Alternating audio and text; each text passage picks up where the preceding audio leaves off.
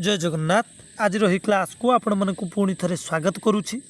तो फ्रेंड्स, आज आम आलोचना करवा सारस्वत व्यवहारिक ओडिया व्याकरण प्रथम जो आम सूचीपत्र देखी जे कौन पाई व्याकरण को आम पढ़ा, व्याकरण प्रयोजनीयता कौन कौन पाई आम को पढ़ा, तो से संपर्क में आलोचना करवा। एवं मु कही रखा चाहिए जे यार पूर्व क्लास रे मु आपण मानकु इंट्रोडक्शन कही बा ये बईर सूचीपत्र को देखी ये भिडियो आम सीधा सड़क विषय वस्तु को जीवा। ठीक अच्छे।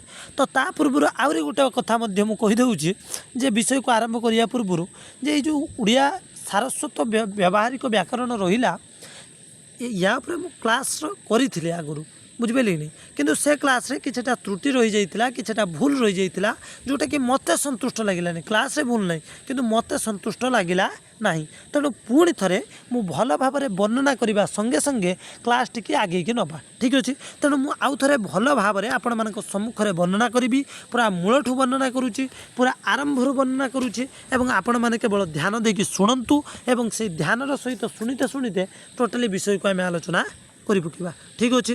तो आज आम फास्ट गोटे छोटिया कथाटे आलोचना करवा आपण मानकर व्याकरण प्रयोजनीयता कौन, अर्थात व्याकरण कौन पाई आम पढ़ा, तार प्रयोजन कौन पाई अच्छी, जड़े व्यक्ति जड़े पाठक ये व्याकरण को कौन पाई पढ़ो, ये व्याकरण पढ़ा द्वारा तार लाभ कौन हम आमको या देर देछि। अवश्य आपण मैंने कहे जे ध्वनि वर्ण कतु मुझे आरंभ करी ना, कि आम से आरंभ करवा कहीं फ्रेंड्स ना आम जहाँ भी बईर देछि पढ़ा दरकार किसी ना कि आमको ज्ञान प्राप्त हो। ठीक अच्छे।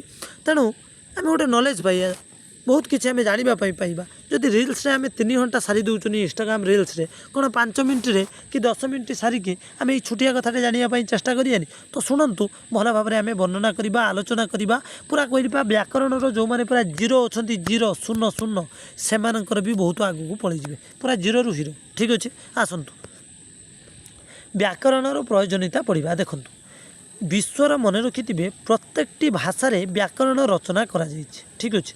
कि उड़िया जमी आम पढ़ुं कौन उड़िया व्यावहारिक व्याकरण, से भाई इंग्लीश व्याकरण अच्छी जोटा कि आम ग्रामार कहते, इंग्लीश भी ग्रामार रही, स्पेनिश भाषा रे भी ग्रामार रही। विश्वर प्रत्येकटी भाषार व्याकरण रही। कौन पाई ना व्याकरण बहुत बड़ गुरुत्वपूर्ण भूमिका रही गोटे भाषा क्षेत्र में। ठीक अच्छे। कौन पाई प्रयोजन आमको ये कह बही आपण मैंने शुणु एवं शुणिकी आपण मैंने निजे कह। ठीक अच्छे। क्लास टी जदि भल लगे तो निहाती आपण मैंने कमेंट करेंगे, लाइक करंतु न करंतु एटा आपण मानकर इच्छा, भल लगे इच्छा न किसी ना, किंतु आपण कमेंट निहाती करेंगे। मुझे जानीपरि जे लोक मैंने वास्तव में कौन करुँच शुणुचनी कथाटा को। ठीक अच्छे। देखो व्याकरण प्रयोजनीयता कौन पाई व्याकरण पढ़ा। देख दर्शन शास्त्र जोटा कि आम फिलोसफी कहती, अर्थनीति, राजनीति विज्ञान, इतिहास, पदार्थ विज्ञान जोटा फिजिक्स, समाज तत्व परी व्याकरण मध्य एक शास्त्र। अर्थात बही आमको प्रथमे कहवाई चाहूँगी जो भली दर्शन शास्त्र, अर्थनीति, राजनीति विज्ञान, इतिहास से भली गोटे विषय हूँ व्याकरण। कौन सी व्याकरण हो पारे, से उड़िया हो पारे, इंग्लीश हो, जहाँ कहते स्पेन हो, जर्मनी भाषा हो, कौन सी। ठीक अच्छे। निर्दिष्ट शास्त्र अध्ययन द्वारा तत्संबंधी ज्ञान उपलब्ध होता है। आम जो गोटे निर्दिष्ट बही की पढ़ा ता संबंध में आमर ज्ञान आसे। आम जो राजनीति विज्ञान पढ़ा राजनीति विषय ज्ञान आसो। आम जो पदार्थ विज्ञान फिजिक्स विषय पढ़ा फिजिक्स विषय आमर ज्ञान आसो। आम जो अर्थनीति पढ़ा अर्थनीति संपर्क में आमर ज्ञान आसो। ठीक से भाव में आम जो व्यावहारिक व्याकरण आम व्याकरण बही को पढ़ा कौन सी भाषार व्याकरण पढ़ा तो आम व्याकरण विषय यथेष्ट ज्ञान आसे। देख व्याकरणर महत्व बहु प्राचीन काल उपलब्ध होइछि। पृथ्वीर विभिन्न भाषा व्याकरण ग्रंथ रचित होइछि। पाणिनिकृत संस्कृत भाषा व्याकरण विश्वर सर्वप्रथम व्याकरण रूपे विद्वान मानक द्वारा गृहीत विद्वान मानक द्वारा स्वीकृत होइछि। देख कहले जे जते प्रकार माने सब्जेक्ट अच्छी आपण मैंने जानती जे पॉलिटिकल साइंस हो, से आपण मानकर हिस्ट्री हो, से आपण मानकर फिजिक्स हो कि केमिस्ट्री हो, बायोलॉजी हो, आम जेकोसी बही पढ़ा तार संबंध में ज्ञान आमको आसिक कौन करे पढ़े धर पहुँचे आम पाखर आम धर गोटे गप बही पढ़ा कि रामायण पढ़ा रामायण संबंध में ज्ञान आसो महाभारत पढ़ा महाभारत संबंध में ज्ञान आसो मेटाफिजिक्स पढ़ा आईटी पढ़ा कंप्यूटर पढ़ा माने जहाँ ऊपर पढ़ा तारी उपर नॉलेज आसो ठीक सेहीपरि भाव में आम जो ग्रामर को पढ़ा आम बा व्याकरण पढ़ा व्याकरण उपर आमर यथेष्ट ज्ञान आसो भाषा उपर आमर यथेष्ट ज्ञान आसो जे भाषा कौन भाषार गठन शैली कौन ए सब को मध्य आम ग्रामर रु जाना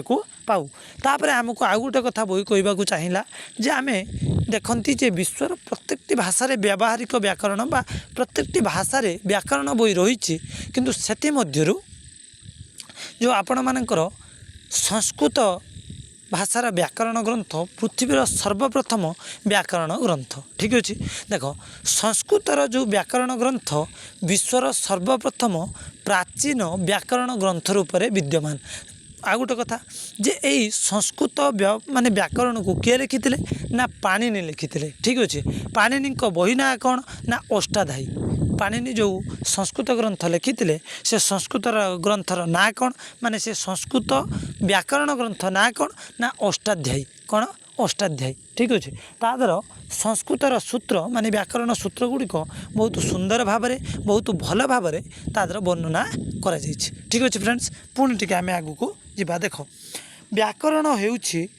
व्याकरण हेउछि भाषा विश्लेषणात्मक ग्रंथ अटे ठीक अच्छे शुद्ध भाषा आम कहिबा शुद्ध भाषा आम लेखिबा एवं शुद्ध भाषा पढ़ापी व्याकरण शास्त्रर अध्ययन सर्वदा कर्तव्य कथा कही देख आमको बही कहूँ जे व्याकरण हूँ गोटे भाषा विश्लेषणात्मक ग्रंथ ए भाषा को कौन सी भाषा आम जदि इंग्लिश कथा कहवा तो इंग्लिश भाषा को विश्लेषण करी आम उड़िया को माने उड़िया भाषार व्याकरण पढ़ुं उड़िया भाषा को विश्लेषण तेणु यहाँ हूँ गोटे भाषा विश्लेषणात्मक ग्रंथटे अटे ठीक अच्छे किभली भाव में आम शुद्ध भाषा कहीपर शुद्ध भाषा लेखिपर आ शुद्ध भाषा पढ़ीपर से विषय अति सुंदर भाव में ए वर्णना करा ठीक अच्छे देख समस्त शास्त्रर लेखावलीर शुद्धता व्याकरणर मौलिक नीति उपर पर्यवेसित अर्थात जेते बहीर जी सब आम लेखा पाँच से सबू बहीर लेखार गोटे गुरुत्वपूर्ण भूमिका कार रही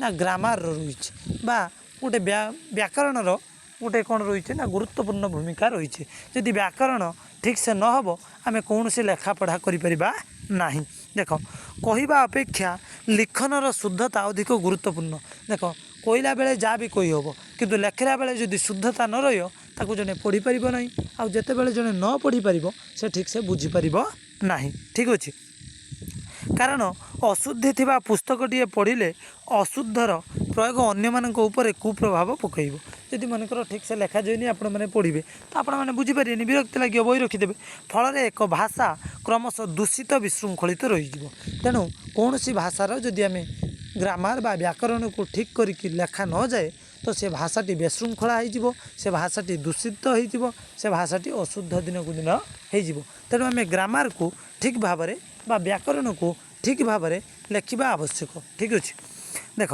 सुतरां भाषा को श्रृंखलाबद्ध करिथाए व्याकरण तेणु गोटे भाषा को श्रृंखलाबद्ध करिबारे गुरुत्वपूर्ण भूमिका रही कार ना ग्रामर बा व्याकरण बहीर रही ठीक अच्छे देख एणु व्याकरण होउछि शुद्ध भाषा प्रयोगर विद्या तेणु व्याकरण आम क्या कहवा ना गोटे शुद्ध भाषा प्रयोगर विद्या होउछि आपण मानकर व्याकरण बही व्याकरण पढ़िले भाषार शुद्धता संपर्क में जानू भाषा को केवल शुद्ध करहब से विषय आम जानी था ठीक अच्छे पुनश्च शुद्ध लिखन बा शुद्ध भावना उपर पर्यवेसित शुद्ध लेखियापाई मध्य गोटे शुद्ध भावनार आवश्यकता थाए भावना चय को श्रृंखलित करवा व्याकरणर कार्य तेणु शुण लेखिला बेले भी कौन कथा शुद्ध भावना दरकार कहीं लेखिला बेले भी जमी शब्द गुड़िक पढ़ा को आमको सुंदर लगे शब्द गुड़िक पढ़ला बेले जे पाठक थी ताकू टिके बा जी शुणुव श्रोता थी ताकू भी टिके मधुर लगे दरकार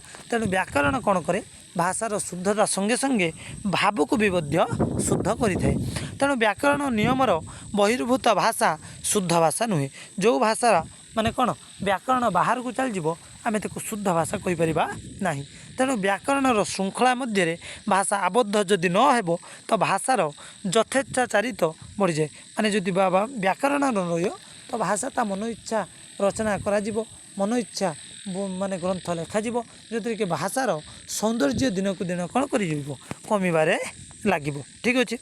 ତେଣୁ ଭାଷାଗତ ଐକ୍ୟ ଅଭାବରୁ ଜାତୀୟ ଐକ୍ୟ ବିପନ୍ନ ହୁଏ। ଯଦି ଭାଷା ଖରାପ ହେଇଯିବ ତ ଜାତିର ଏକତା ମଧ୍ୟ ଦିନକୁ ଦିନ ନଷ୍ଟ ହେବାରେ ଲାଗିବ। ତେଣୁ ଓଡ଼ିଶାର ବିଭିନ୍ନ ଅଞ୍ଚଳରେ ଆଞ୍ଚଳିକ ଭାଷାମାନ ରହିଛି ସତ କଥା।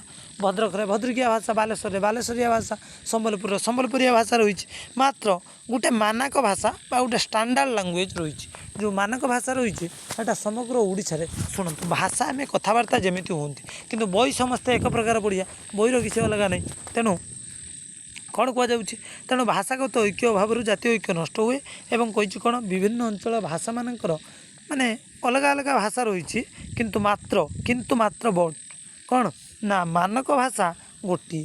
ମାନକ ଭାଷା ହେଉଛି ବା ଷ୍ଟାଣ୍ଡାର୍ଡ଼ ଲାଙ୍ଗୁଏଜ୍ ଗୋଟେ, ଅର୍ଥାତ୍ କଥିତ ଭାଷାରେ ପାର୍ଥକ୍ୟ ଥାଇପାରେ କିନ୍ତୁ ଲିଖିତ ଭାଷାର କୌଣସି ପାର୍ଥକ୍ୟ ନାହିଁ। ଲିଖିତ ଭାଷା ସବୁ ଏକ ପ୍ରକାର ଉଚ୍ଚାରଣ କରିବେ, ସବୁ ପ୍ରକାର ବର୍ଣ୍ଣନା ମଧ୍ୟ କରିବେ। ଦେଖ ପୃଥିବୀର ସମସ୍ତ ଲିଖିତ ଭାଷାର ବ୍ୟାକରଣ ରହିଛି। ପୃଥିବୀର ଯେତେ ପ୍ରକାର ଭାଷା ରହିଛି ସେ ସବୁ ଭାଷାର ଗୋଟେ ଲିଖିତ କ'ଣ ବ୍ୟାକରଣ ଗ୍ରନ୍ଥ ରହିଛି। ଦେଖ ବ୍ୟାକରଣ ଏକ ଆବଦ୍ଧ ସରୋବର ନୁହେଁ, ଏହା ଏକ ପ୍ରବାହମାନ ସ୍ରୋତସ୍ୱିନୀ।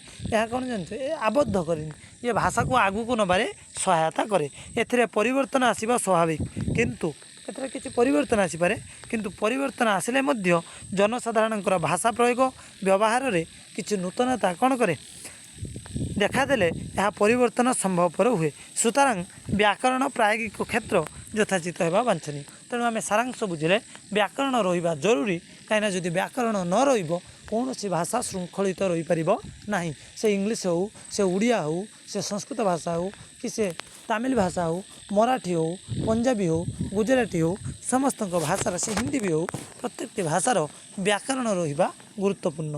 ଯଦି ବ୍ୟାକରଣ ନ ରୁହେ ବା ଗ୍ରାମାର ନ ରୁହେ କୌଣସି ଭାଷାର ଶୁଦ୍ଧତା ରହିବ ନାହିଁ ଏବଂ ଭାଷାର ଶୁଦ୍ଧତା ଯେତେବେଳେ ବ୍ୟାକରଣ ନ ରହିବ ଭାଷାର ଶୁଦ୍ଧତା ରହିବ ନାହିଁ।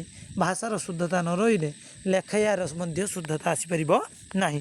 ତେଣୁ ଓଡ଼ିଆ ବ୍ୟାକରଣ ଆଜି କେବଳ ସଂସ୍କୃତ ବ୍ୟାକରଣ ଅନୁସାରେ ନୁହେଁ, ଏଥିରେ କିଛି ମୌଳିକତା ମଧ୍ୟ ରହିଛି। ତ ଯାହା ବି ହେଉ ଆମେ ଦେଖିନେଲେ ଯେ ଆମେ ବ୍ୟାକରଣର ପ୍ରয়োଜନୀୟତା କ'ଣ, ବ୍ୟାକରଣ କ'ଣ ପାଇଁ ପଢ଼ିବା, ବ୍ୟାକରଣ ପଢ଼ିବା ଦ୍ୱାରା କ'ଣ ହେବ, ତାପରେ ଆମେ ପଢ଼ିବା ଓଡ଼ିଆ ଭାଷାର କ୍ରମ ବିକାଶ। ଠିକ୍ ଅଛି, ତ ନେକ୍ସଟ କ୍ଲାସ୍ରେ ଆପଣମାନଙ୍କ ସହିତ ଦେଖା ହେବ।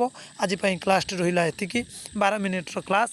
ଆପଣମାନଙ୍କୁ ଯଦି ଭଲ ଲାଗିଛି ତ କମେଣ୍ଟ ନିଶ୍ଚୟ କରିବେ।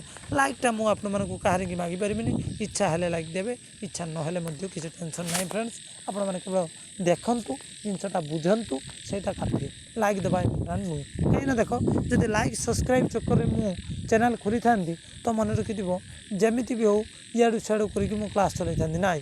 ଗୋଟେ ଶୁଦ୍ଧ ଭାବରେ ବର୍ଣ୍ଣନା କର, ଯେମିତିକି ଆଜକୁ 5 ବର୍ଷ କି 10 ବର୍ଷ ପରେ ଯେତେବେଳେ ଜଣେ ବହି ଖୋଲିବ ସେ ଦେଖିପାରିବ ଯେ ୟୁଟ୍ୟୁବରେ ହଁ ଗୋଟେ ବାସ୍ତବରେ କେହି ଜଣେ ସେ ଭଲ ଭାବରେ ବର୍ଣ୍ଣନା କରିଛନ୍ତି ଲାଇନ୍ ବାଇ ଲାଇନ୍। ଠିକ୍ ଅଛି ଫ୍ରେଣ୍ଡସ୍, ତ ନେକ୍ସଟ କ୍ଲାସ୍ରେ ପୁଣି ଆପଣମାନଙ୍କ ସହିତ ଦେଖା ହେବ। ରହୁଛି, ଧନ୍ୟବାଦ, ଥ୍ୟାଙ୍କ ୟୁ ସୋ ମଚ୍।